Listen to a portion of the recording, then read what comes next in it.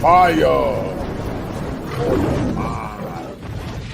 The kosher clinician. Expecting to, what am I looking for me being in a relationship for 1 year versus us getting married straight away, because there's nothing that you're not going to know about someone without being with them anyway. But I'm not going to waste time, and how can I say this? I'm not going to allow time for me to have premarital sex, because I'm not going to, if you're not having sex with a person, you're not going to stay that long with them before you get married, okay? We're not just going to sit around and talk. So we get married to prevent us from fornicating, from possibly having premarital sex, by accident, as I said. So that's why we tend to get married. And also, if things go wrong, then they go wrong. But this is why your father is there to vet your man. This is why the families are so involved. To be that net, if something does go wrong, the family is there. And the family has already vetted that person for me. My father already spoke to my husband. My father already knew the type of man my husband was. Men tend to see things in other men that women can't.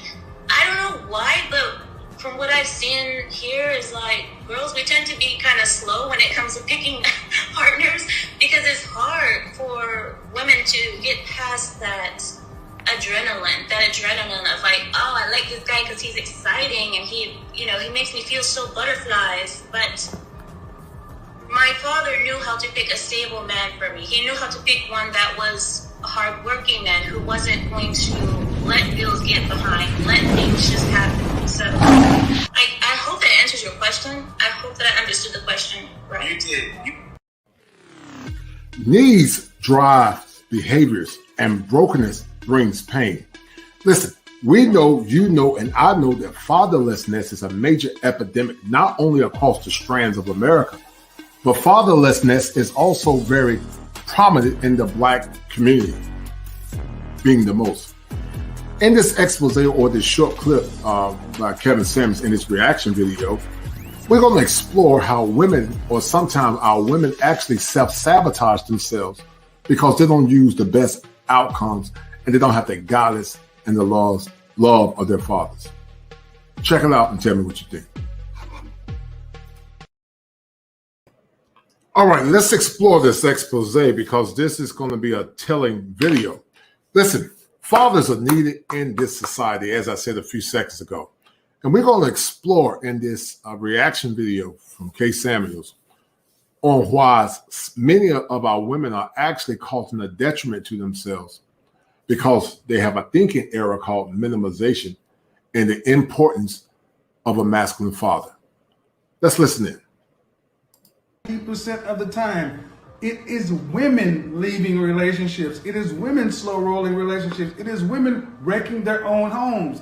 This is not a problem with the men, ladies. It's a problem with you. Let's get into it. So you ready? I'm curious, why don't you like people? Hold on. How about you introduce it? I don't know you. Haven't said hello. You just came in. How are you? I'm good. How are you? Good. How old are you? I am 39. All right. You mind getting steady? Let me grab my glasses so I can focus on you.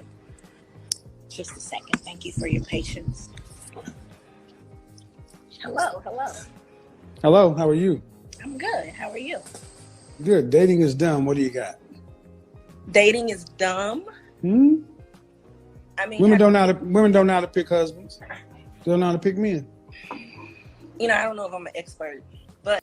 And I think that's true for the most part. A lot of our women don't know how to pick men because they do things based on how they feel at the time instead of doing things based on pragmatism. Listen, how many women listening to this show have actually got married or dated a person and said, you know what, he was attractive, but I was not feeling him.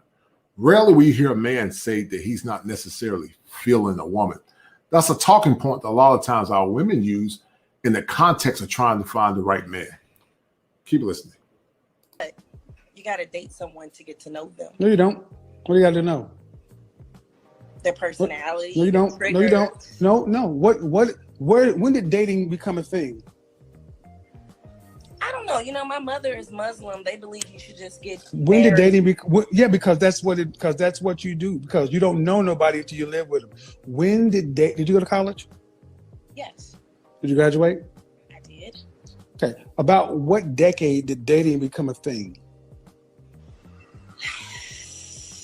Not the 60s, maybe the 70s.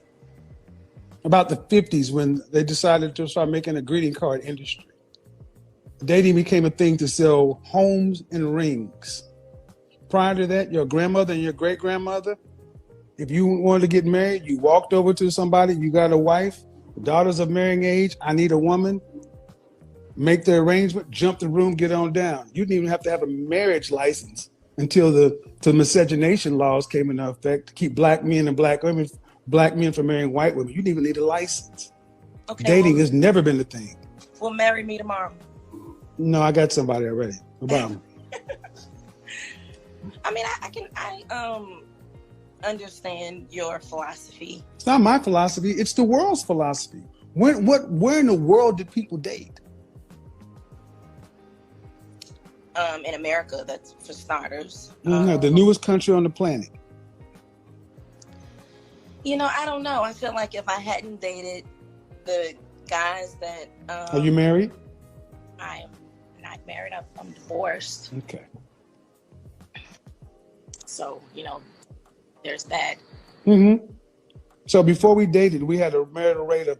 Before 1965, the black community was married at a rate of 80%. How is dating helping black women keep husbands? You know, I don't know if it's dating. I think social media may not be great. Okay, but before social media, before 2000, divorce rates were still going down. And I think it's all based on value systems. I think value systems are paramount to how people actually see the importance of marriage and relationships. Listen, unfortunately, marriage rates are actually faltering. They're actually going down. Many men don't see the impact or the need to get married. Some actually want to get married, but they don't feel like they can find the traditional woman that they want to find here within the contextual framework of America. Unfortunately, a lot of our women, they put their careers before family. And while there's nothing wrong with getting a career, on your deathbed, your career is not going to be the thing that's going to sustain you. What will sustain you on your deathbed, hopefully, is a healthy, loving family. But that's to be determined. Keep listening. You said you need to get to know somebody. What do you need to get to know? I don't know if dating is the main contributor. Not to disagree. Yeah, ma'am, you're not making a good... You're saying, I don't like what you're saying, but you're not saying why what you're saying makes any sense. I'll say that because women, we're changing. Our roles are changing. Yeah, you're getting worse. Okay. You're changing into men. Well, I don't believe in changing into men. You are. You are. Let me tell you why. Let me tell you why women are changing into men. What's the average height of a black woman? A woman in this country. 5'4". How much does an average black woman weigh in this country? That I don't know. Guess. 150. 180. Okay. The average black woman weighs more than the average black man at her height. Strong, independent, don't need no man. A black woman, stereotypically known for being feminine, cooperative, and submissive. Stereotypically. Yes, no. And here's the issue with this dirty word called submission. If you believe in the context of theology in the Christian framework or Judeo-Christian ethic, actually submission is a duality. In theology, it says, submit ye to one another. But the submission of a man is totally than the submission of a woman. The submission of a man to the man is she obey, respect, and obey or more or less follow his authority. But the submission to the woman is to love, protect God, and give his life if Christ gave himself for the church. But listen, a lot of our women are actually committing the issue called self-sabotage. And because of that, divorce rates are 70 to 90%, with 90% being actually with women that are actually educated.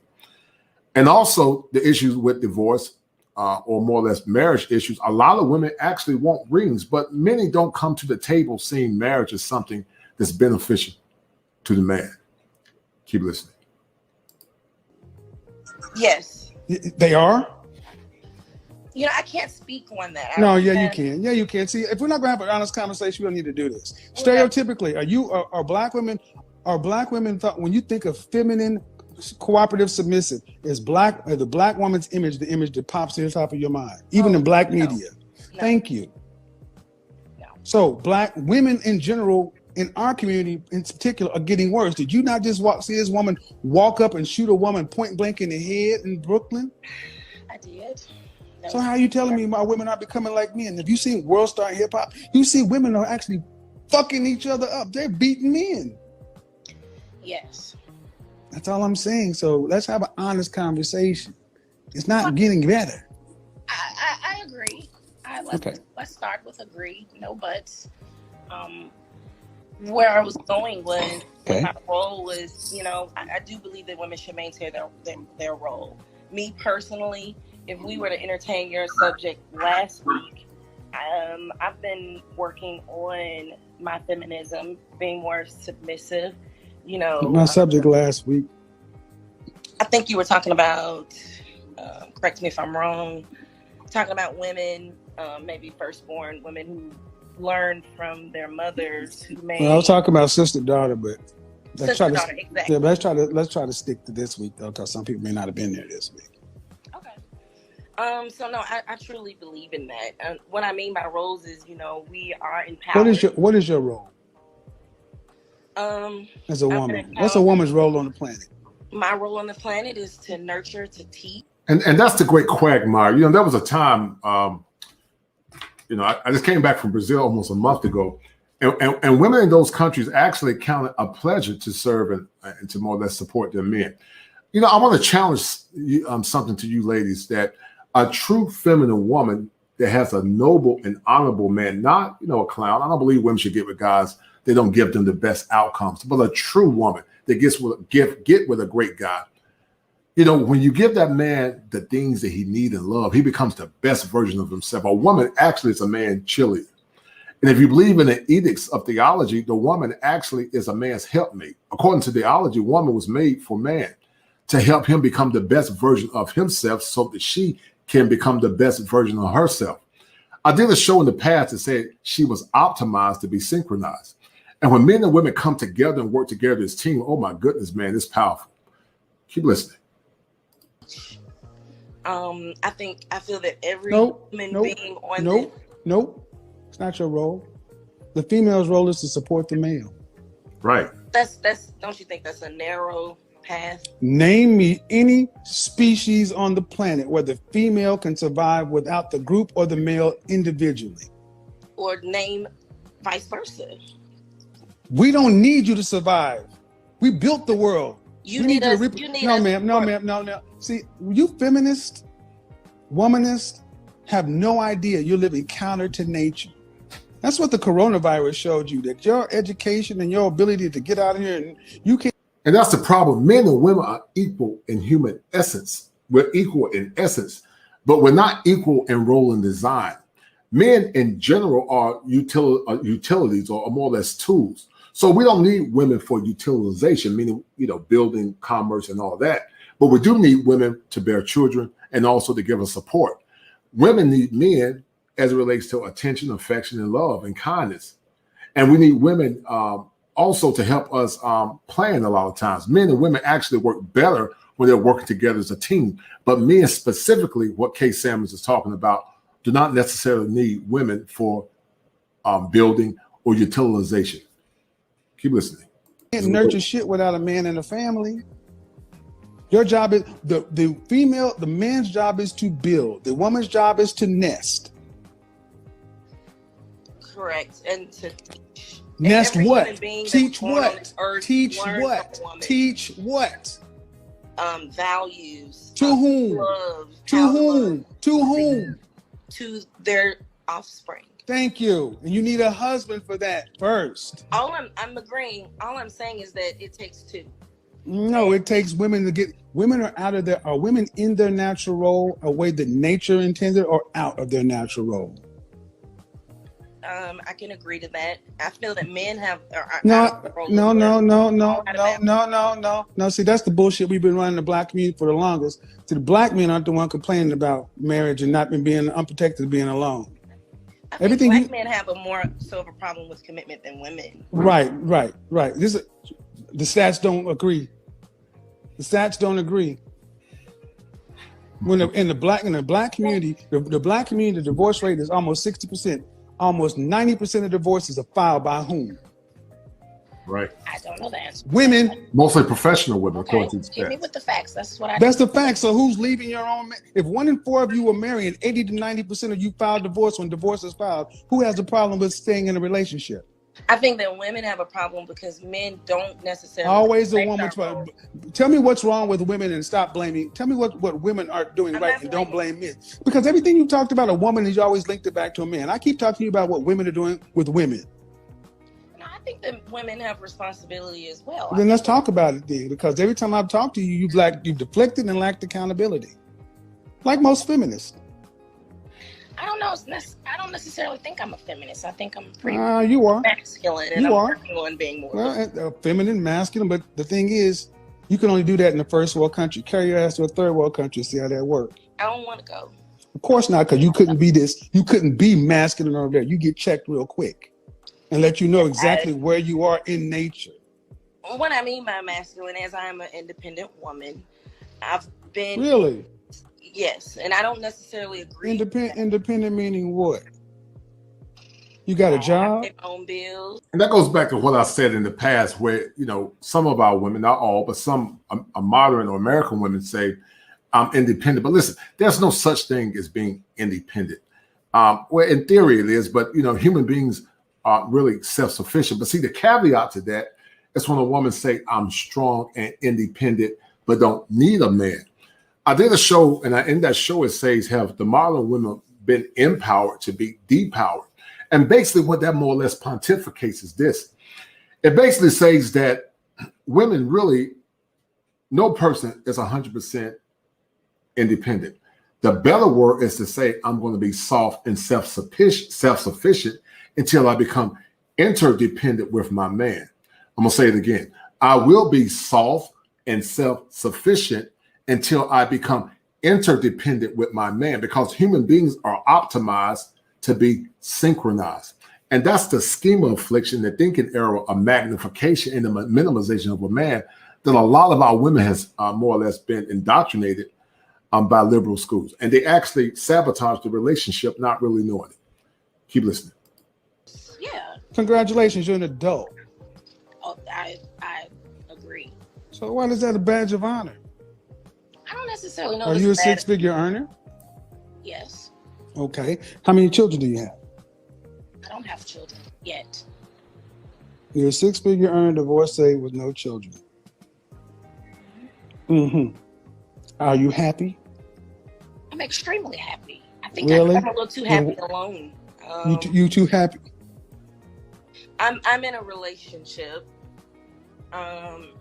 However, it's taking a little longer than I'd like for us to get married. And so I've decided. How long have you been in a relationship? For 4 years. Does he have any children? No, he does not. Does he earn more than you? Yes, he does. Are you guys in a monogamous, committed relationship? We are. Did he want to marry you? He says he does. Did you enter this relationship with the intention of getting married day one? Were you dating to be married from day one? We both. Were you dating to be married from day one? We both got it. I'm asking you. I can't talk. I don't want to talk for him. Were you dating from day one with the intention to be married? Those are always my intentions, to build a foundation, yes. No, I asked a very specific question. You can't play word games with me. So I'm going to try one more time. When you started dating this man, were you dating this man with the intent of being married? Yes. Okay. In what time frame? Considering that we both went through a divorce. In what time frame? I say 3 to 4 years, like right now. 3 to 4 years. Why did you need 3 to 4 years if you started dating with the intention to be married on day one? That's a lot. Where does that make any sense in the world? I don't know. I figured that would be the average amount of time. Really? Yeah. Really? 3 to 4 years for dating before marriage. Can't make this shit up, people. What did I say? Women are the reason marriages don't happen because you take forever. Well, it's not me that's holding it. Well, no, ma'am. Yeah, it is. Because if you said you're dating with the intention to be married, you set the time frame of 3 to 4 years, and I'm saying it takes what? A month to 6 at best. There have been 6 couples. There have been 5 couples that have gotten married in my Facebook group, and they've been married in less than 6 months. They've met each other and getting married in under 6 months. 3 years? Did your grandmother date your grandfather for 3 years? No. So why don't we just rewind and say, you know what? I may not like the way you said it, Kevin, but even based upon what I'm saying, we don't know how to date, because if I use myself as an example, you're the very woman I'm talking about. Successful, college educated, and all this other stuff. 6 figures, happy, but no closer to marriage today than you were 4 years ago. And you still in a relationship with somebody who ain't put a ring on your finger in 4 years? He ain't got the problem, you do. 4 years is a lot. That's a long time. I don't know if it's that simple. It is that simple. You should leave. If you want to be married, why are you with somebody who ain't put a ring on your finger in 4 years? Well, actually, I'm in the process of kind of just pouring in my own cup until, it play out. So, again, folks, this is why I say women don't know how to pick men. Listen to what I said. Listen to what I said. Audience, I'm talking to you, audience. Everything I've said, whether you like it or not, this woman has proved it. 4 years. You said you started dating this man with an intention to be married. It does not take 4 effing years. What I should do without forcing. First off, after your divorce, did you get any therapy? Yes. All right. Why? Well, listen, I will say this. If a man is really intentional about marrying you, it's not going to take 4 years. I know Kay Samuels actually talks about 1 year to 6 months, or whether 6 years to a month, 6 months to a year.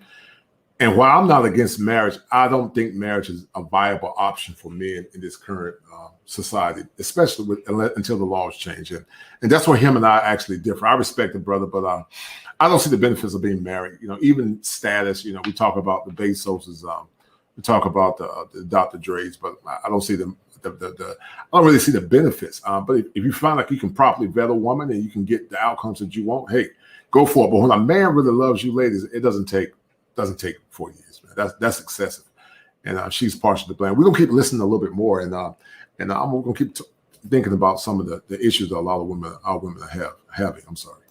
Did you and your first husband divorce?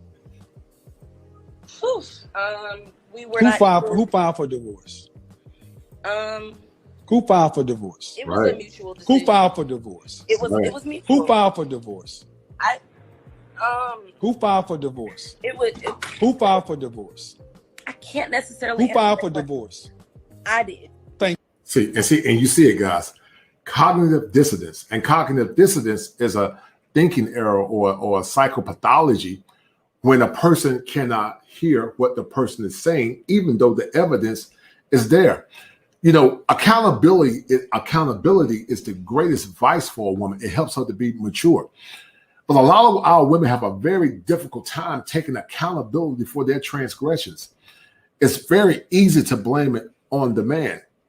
Women overwhelmingly file for divorce because women know they're not going to get the penalty that men get. That's why men rarely file. A lot of women say, oh, he cheated or whatever. But listen, women cheat just as much as men or more. And so, these are some of the pathologies that we have in our community. And when we have strong fathers guiding and teaching our daughters, many times they don't fall in that negative cycle. But unfortunately, sometimes our girls can have good fathers, but they can become rebellious.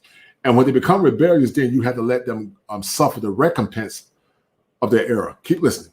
This is a great video by Kevin Samuels. Thank you. It's not a very hard question. You filed for divorce.